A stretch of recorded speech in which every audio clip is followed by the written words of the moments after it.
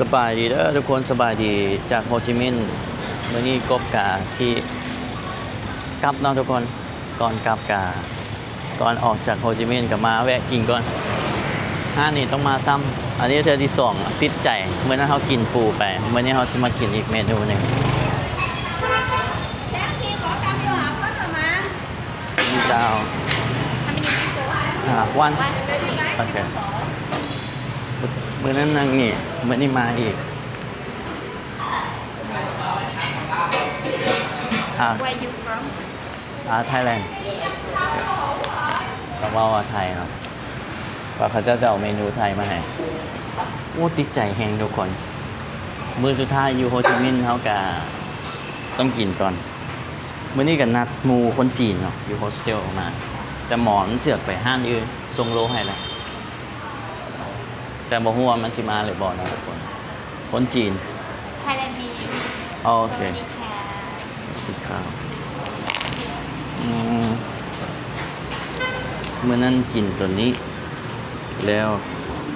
มื้อนี้สิกินตัวนี้แพงสุดเลยมื้อนั้นก็กิน95มื้อนี้กินตัวหอยน้ำซะมีหอยหมึกซีฟู้ดตัวนี้85โอ้ตัวนี้มีแตะปูเลย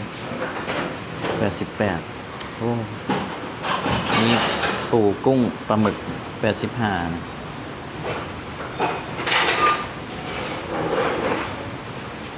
มีเพิ่มอีกทุกคนเมนูดั้งเดิมอันนี้มีขาหมูอีกแล้วเป็นตัวใดก็เป็นตะกินตัวนี้เอาซะมีหอยเนาะหอยมีหมึกอันนี้น่าจะน้ำปูนะมีปูกุ้งปลาหมึกทอดมันป่าทุกคนยังติดใจตัวนี้อยู่ตัวนี้แซ่บอันนี้5,000พอถุงหนึ่งเอาถุงหนึ่งก็พอแล้วกินคนเดียวแต่ว่าอันนี้ก็ใส่เลือดนะ มีภาษาไทยเนาะแปลน่าจะแปลแบบนะ Hello this one and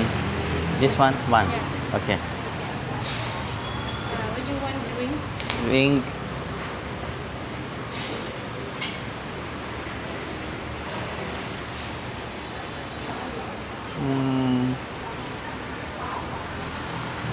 soda 7 up yeah thank you Again. This one. one Yeah. This one yeah yes Yeah. มันมีสั่งตอนเพิ่มเลยกุ้ง45ปู and this one Yeah. Yeah. that one แต่มือสุดท้ายก่อนไปใส่เขาบอกเลยทุกคนกลับบ้านบอกหรือว่าอย่างแต่ว่าตอนนี้คือฮอดบ้านแห้งแล้วเนาะอยู่โฮจิมินห์นี่กบกลับมาตั้งแต่วันที่14 15 16 17 18 19 20มื้อนี้ก็รู้สึกว่าจะกลับบ้านแล้วทุกคนดนละเขามานี่วันที่14บอกว่าที่14เนาะมาดานังวันที่9 14อันนี้พอดีทิศหนึ่งอยู่โฮจิมินห์ thank you ทิศหนึ่งอยู่โฮจิมินห์มันแบบมันก็มีมงเที่ยวหลายนะทุกคนมันก็มีแรงประวัติศาสตร์หลายแต่กบพัดเขาบ่ได้สนใจเขาบ่ได้มักเขาก็เลยบ่ไปแบบเขามาเที่ยวนะเขาก็เลยกดข้ามก็คือสกิปบ่ไปมันก็มีทะเลนะอยู่ใกล้ๆแต่ว่าต้องขี่รถไปประมาณ 3-4 ชั่วโมงแล้วเขาเบิ่งรีวิวมันก็บ่งามซ้ำดานนะก็เลยบ่ไปทุกคนว่าอีกอย่างมันก็เป็น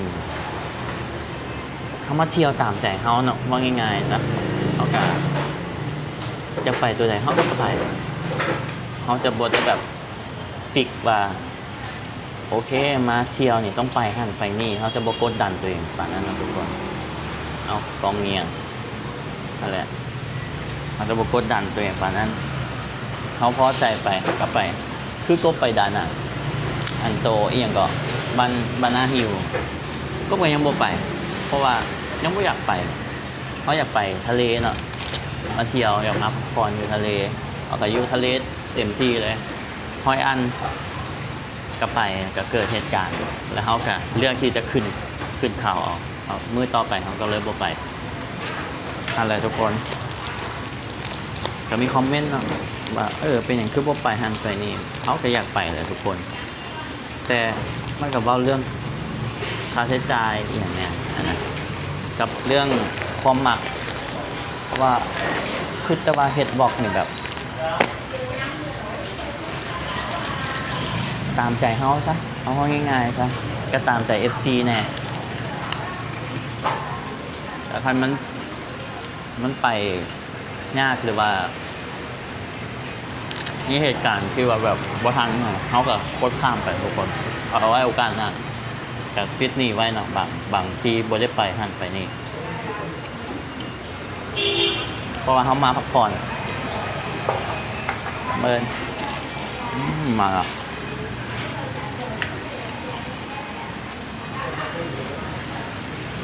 ก็จะแซ่บแพงทุกคน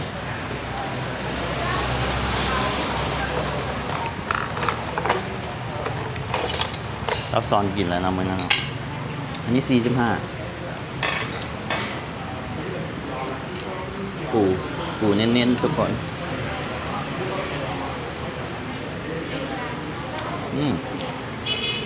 อันนี้กุ้งปูกุ้งอันนี้แซ่บอันนี้น้ำซุปมันแซ่บไปเลยมีหอยบอกว่าหอยไม่เป็นซีฟู้ดอ่ะ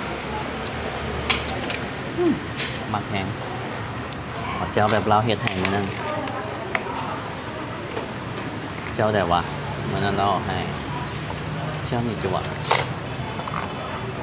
เจ้าเด็กก็แซ่บทุกคนเจ้านี่จำปูเนาะพริกไทยใส่แช่ไปหลีทุกคนกบให้เลยนะอาหารแบบที่ว่าอยากกลับมาโฮจิมินห์มากินอีกแม่นอันนี้แหละ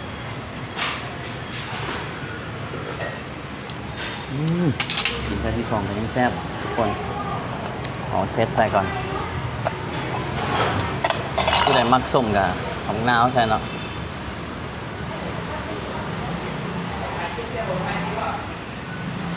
เผ็ดใส่จุๆ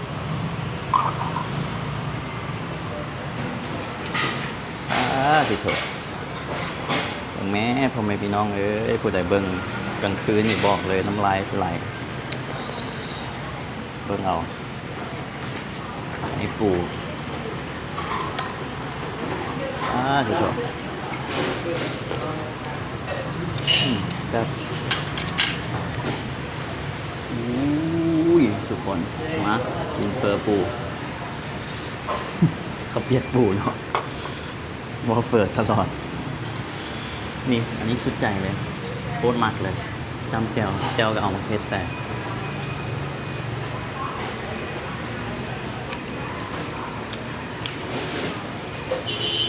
จะได้บ่มีพักกลับนะทุกคนเส้นเขาเปียกคักๆเลย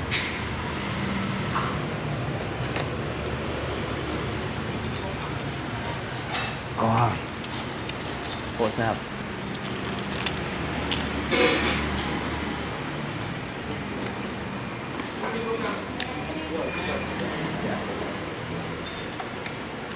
ตอนปูเน้นๆ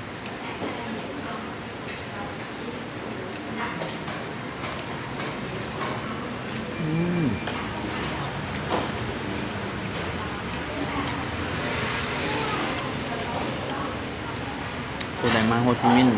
บ่กินพลาดแฮงบอกเลยว่าพลาด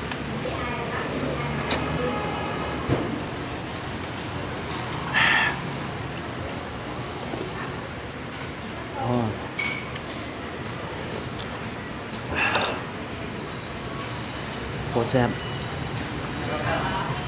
หวาน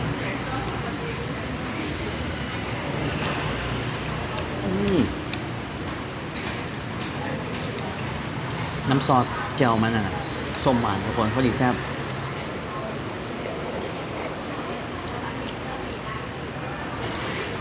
อันนี้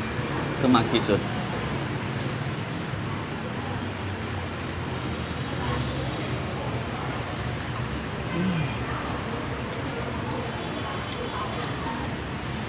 มีความสุข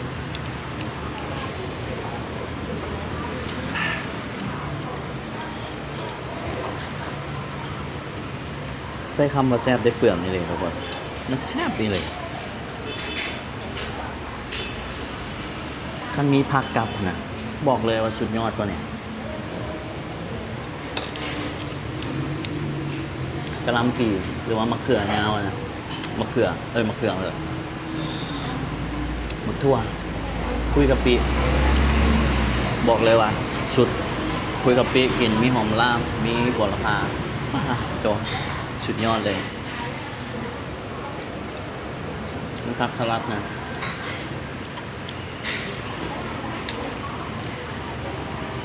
เมืองปู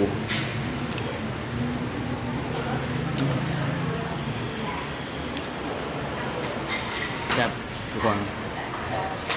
ขอเสียอยู่นี่ก็คือบ่มีทิชชู่ให้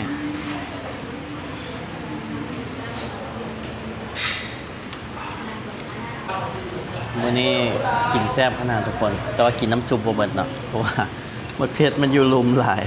เอาสิเดินทางแน่เขายันเจ็บท้องทุกคนอันนี้มักนะแซ่บหลายเท่าไหร่ว่า45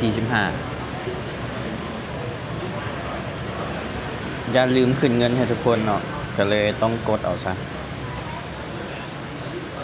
ซุปปูน้อยๆครับทุกคน40,000กีบเนาะอะไรเอาอะไร60 บาทซะ 1.8 ราคาซ้ำนี้อันนี้85เนาะหลายคนก็ถามว่าแอปนะแอปหนังเนาะทุกคนอันนี้ซื้อแอป Currency ทุกคนมีแต่ iPhone บ่ Android น่าจะบ่มีเนาะ Android ก็มีอะไรแต่มันอาจจะเป็นแอปอื่นบ่แม่นแอปตัวนี้แต่ก็คล้ายๆกันแหละทุกคน